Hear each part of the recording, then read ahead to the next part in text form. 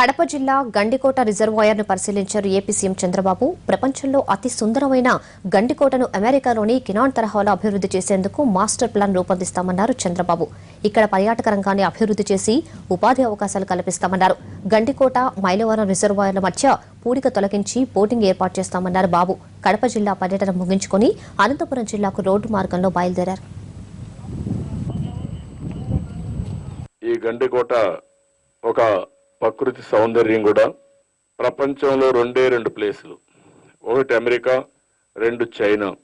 ఈ రెండులో great Canaan ఉంది. ఈ రెండు గ్రేట్ కెనన్లు అక్కడ ఉన్నాయంటే అలాంటి సిమిలర్ దానికంటే భిన్నంగా ఇక్కడ ఉంది. అక్కడ ఇంత బ్రహ్మాండంగా ఉంటుందని అనుకోను. ఒక పక్క గండికోట రిజర్వాయర్, ఇంకో పక్క మైలవరం రిజర్వాయర్. 6 కిలోమీటర్లు.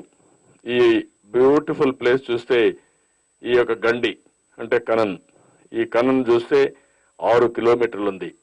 ఇది రేరెస్ట్ ఆపర్చునిటీ. ఇంత బ్రహ్మాండమైన ప్లేస్ ఎక్కడ ఉండదు. అందుకే ఈ సంవత్సరమే ఈ యొక్క రివర్లో ఏదైతే ఉందో పూడికుంటే ఆ పూడి కూడా తీయాలని చెప్పాను. రోడ్డు కూడా 17 కోట్లు అవుతుంది. ఆ రోడ్డు కూడా వేపిస్తాం. ఇక్కడుండే టూరిజం ఏవైతే ఉన్నాయో అవన్నీ కూడా రెక్టిఫై చేపించి టూరిస్టులకి విధంగా పెట్టాలని అందుబాటులో పెడతాం.